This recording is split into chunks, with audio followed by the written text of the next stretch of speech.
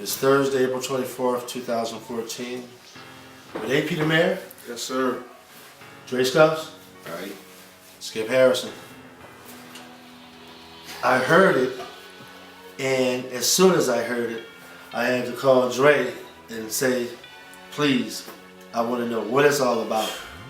And the title said a whole bunch, and what kind of, and I gotta say it, I was frightened because I hear DJ Alamo's intro, and he's talking about MJ's shot in the first round of '89 against Elo, and the connection I made.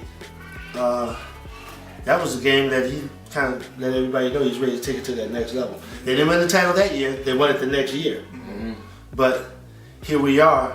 I'm hearing DJ Alamo introduce what I'm about to hear, and comparing it to that. So it kind of like set it off, raised the bar to what you thought the city was going to sound like. Like I said, I was fighting for you guys because somebody's putting an intro with that in it. Yeah. And I was like, whoa, goodness gracious. And then that explosion. I mean, this CD is one I'm still enjoying. I let someone listen to it yesterday, or this morning actually, and from start to finish, they enjoyed every minute. They enjoyed every minute. Talk about what went into it. I mean, pretty much it's the statement that we're trying to make, Like, me and Dre separately doing our thing, for the longest, and we collaborated a few times, but we kind of similar in a lot of ways. We separate, but we similar in a lot of ways, and that's why when we get up, the chemistry is always what it is because we kind of feel like, we feel like underdogs. We feel like, the talent, the quality is there, but it's just not getting, the proper response. It's kind of getting overlooked. So we feel like, we're gonna join together and we're gonna rebel against that. We're gonna rebel against the non-believers. We're gonna rebel against the politics and all the dirty stuff that go on in this industry we're trying to get into. I bet, I can almost guarantee Dre made this thing easy for you. I know he did. He did, man. He did. I ain't gonna lie, man. I've worked with a lot of, artists. I started in a group, and for us to do what we did, how we did it, it was real easy. I mean, it was simple business to the creative side. Scary. Yeah. Talk about that kind of collaboration, and I guess the chemistry. You meet someone at a flow. You heard their music, maybe. You get together with them. What do you see? What do you hear? What do you feel that makes you say, you know what, this can work. We can work together. First off, I was already a fan of his music. You know what I'm saying? Like, I think we started grinding around the same time, like 04 or whatever. But I ain't really get, too into certain people's music to the time we formed the Jai Yummy spot. That was like the hub for a lot of local talent. You know what I'm saying? AP, he was one of the dudes that just stood out to me. You know what I'm saying? Like, he had his own flow, he had his own style, his own sound. It's like, and then he was talking about something. So I could relate to somebody that, it got something to say in their lyrics, you know what I'm saying? The Jai Yummy was definitely a collective.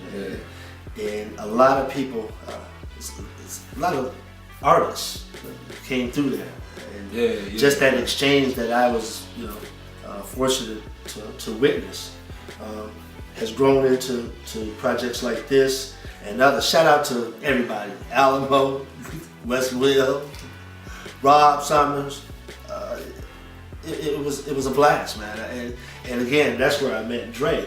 AP, when I saw Dre the first time at Jai Yummy, there was all kind of different conversations going on in the room. The only person not in one was Dre. And that's what made him stick out to me. And I just had to go introduce myself because he had not engaged in any conversation. And he had some pen and pad, man. The Game 7 CD, man. Tell me what it's about. What is Game 7 about? I'm gonna flip this around. What you like as a fan and of listening to it? Like, what do you take and what you think it's about? What you think we trying to get across? Number one, the seriousness with which you take this rap thing. The seriousness that you're taking with, I guess, music in general, life in general. The competition that is the hip hop game, the hustle that's involved. It seems to be a very crucial time. And I think you stepped in front of the mic and just delivered just that message, how serious both of you are. Got it. Now, you talk about a level of seriousness that made me think not just about hip hop, but anybody else who gets up, any man who gets up and goes to a job of any type. I hear it often in hip hop, in the street game. That is money over bitches. Does the guy who works in sanitation, an electrician, an attorney, an accountant, should they have that same attitude as far as trying to make it, number one?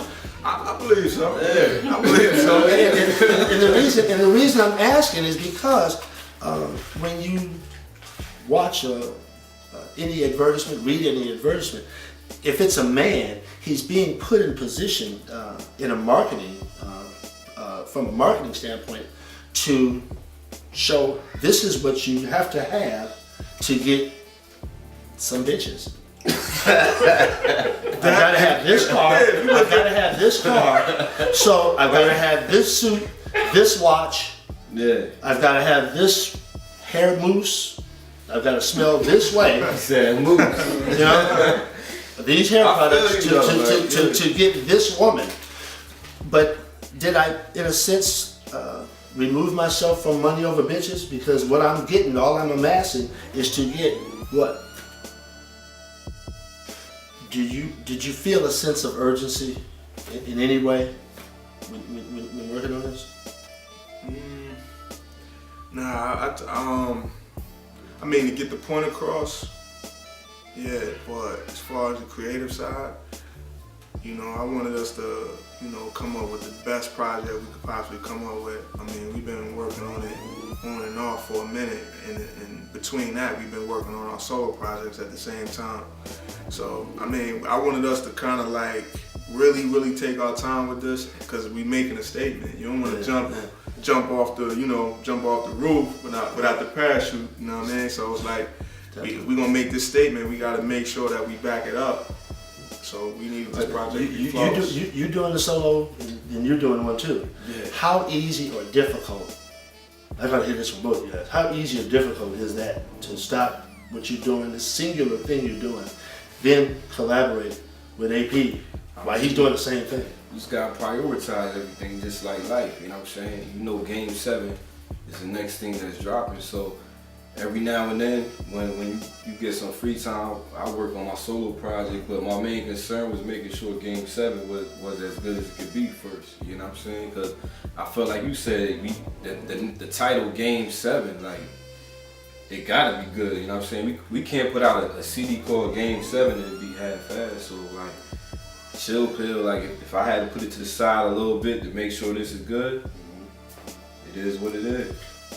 Same here. I mean, going over the music that I'm trying to put on this Game 7, it's gonna sound different to me than the music I'm actually putting on my solo project. With this Game 7, I'm trying to put this statement out there. I'm trying to, you know, go hard. So when I hear certain music, it's like it has to represent that. If it don't represent that, it don't go on the project. It'll be pushed over. And I know, you know, we've been going over music, and it's certain records where we just at the end was like, I think this would be perfect for Game 7 because it gotta have a certain sound. You know what I mean? You just gotta understand the title of the album and what it represents musically. You know what I'm saying? Because like, my solo project is called Chill Pill 2. That's what I'm about to release. Right. And like AP said, like, my solo sounds different. When we came together, it just gave you that Game 7 feel. Like we back against the wall. We gotta win. We gotta prove that this is what we about to bring to the table. This is what we gonna do. You know what I'm saying? So I think that's why it worked. Let's get into some, I guess, some of the singles on the CD.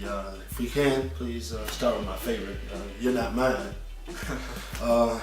the reason it's my favorite, it's got the Bonita Applebum. Shout out Tribe Called Quest, man. I mean, you hear songs you hear songs at different times. You've seen artists sample other artists. That was definitely one, especially the interlude of the song, that I wondered if anybody would ever be able to touch again. Shout out M. Omega. He produced it. To have that kind of library and to pull that and bring it to this generation, to this age, I said I definitely want to share that song specifically with the people, you know, from my era, because that was our cut. Yeah. I mean, what's? Give me some details on that cut, man. It was dope. It was crazy. I'm like, yo, I don't know what we gonna do. I remember just vibing to it. Couldn't come up with nothing on the spot, and I was just like, you know what, Dre? I'm gonna just take this home, man. Let me marinate this for a little bit, and that's what I did. I just took it home and just listening to the record. I'm still having issues with it, and then it just came across like, you know. The challenge, I guess, if I was a hip hop artist, is making something that would compare to that song on which I first heard that sample. Yeah. And y'all did it, man. Y'all did Appreciate that shit, man. I mean, you guys, I mean, you put a song that made me say, first think of Tribe, and then start listening to what y'all talking about. And it's crazy because that sample was just the intro to the Tribe group, you know what I'm saying? How about that? And it turned into a whole song. So I think that's what's so cool. That's about hip hop. That's hip hop. Yeah. And now you got to, if we can go a little deeper into it, you're not mine. What's not mine? What were you talking about, man? Pretty much, you know, you out here, you doing your thing, and you know, you got some female, whether you be at a show, anywhere, you got females that you may, you know, mingle with, party with, you know, do whatever you do with. But at the end of the day, it's no strings attached. Word. You You're know? not mine. There's no way you can even be politically correct with this one. Like, you know, we all came up, know what I mean, with these females or whatever. Like, some of them just catch feelings quicker than others, and they don't understand that you're not mine. It's like the title, you're not mine. Do you have to does it get to a point where you actually have to say that? Yeah, you does. You does. Everybody got their own way of saying it. You might not does, necessarily man. say you not mine, but you know what I mean? There's other ways. You gotta let them know. You gotta let them know. You gotta be straightforward, because you don't, like I said in the beginning of the record, you know, you don't want to confuse anybody, and you know, y'all gotta be on the same page. Look, we having fun, we enjoy each other's company, but you know, see you later. You know what I mean? And they've been, we not the first ones to do that. Like, if you listen to my verse, I quote Earth, Wind, and Fire. They was talking about the same thing, just for one night. You feel me? They said one night, I at least gave them 4. You feel me? And at the beginning, many men will say that in the beginning, the woman is cool with it. But is it most often the woman who has to be told, hey, look? I think it's circumstantial, yeah. Because it be dudes that be slipping to it, be dudes that first start off talking how we talking, yeah, you know, we just having fun, and then they sometimes guys catch feelings. Sometimes guys catch feelings. I'll be a liar if I sat here and said at least 1 or 2 ain't make me feel like that. You know what I'm saying? You always it's always that one. You feel me? But and again, to show you the contrast of that this project, right after that, Diamonds in the Rough. You go right into this song it's the grittiest song on it to me. The vision that I got in my head as I listened to that song was somebody riding in the street, probably getting about to buy some weed or something, and there's 5 or 6 people trying to get you to take their product. That was the I guess the analogy almost that I had in my head with the rap game being as competitive as it is, and like you said, all those people spitting that, you know, giving some serious lyrics. That was the first vision that came to my head. You know, the term back in my day was to music that you didn't hear on the radio was underground. With the advent of this broadband and as much music is accessible now in all the ways that it's accessible. Is there still such thing as underground music? I believe so. I believe it's underground and it's mainstream. Underground, we gotta embrace that. To me, we have to embrace that. Yeah. All the artists that's underground, you have to embrace that because that's our industry. Yeah, you know, exactly. that's our industry. We own that. You know, this is our industry. Yeah. Not, you know, you just can't rap and say, you know, you underground. You gotta put in some work to be underground. People gotta understand that. It's like a person just can't just wake up and say, okay, I wanna rap, and now you're considered an underground rapper. Nah, you gotta put in work to be underground. You gotta done shows and put product out there. You have to earn stripes to be underground. That's our industry. We need to embrace it. And, you know, it's just like college going into pros. It's like college NCAA, they have their league. You do what you do in your league, and some of us get scouted and make it over to cross over to the top level. But those who go over to the top level, there's still this league that still exists. Yeah. You know, and like I said, we're in that league where until one of us or both of us cross over, we still gotta do what we gotta do. But Dre, I was telling you, the guy who listened to Game 7 with me today, he asked that quintessential question. Why don't I hear this on the radio? Why don't I hear this on the radio? And to me, I said, you know, well, there was a time where the person would be really angry if they didn't make it to the radio. Like I said, there's so many other avenues to reach the listener now. It's a lot of successful artists right now that get no radio play. That's going on tours, getting like 15,000 a show, and everybody knows. You know what I'm saying? It's just you got to know your target audience, and there's ways, there's different outlets to reach them. Back in the day when it wasn't this much ways to get exposure as far as internet and all that type of stuff. Artists was upset they didn't get radio space. Mad Rapper. That was the Mad Rapper at the beginning of life.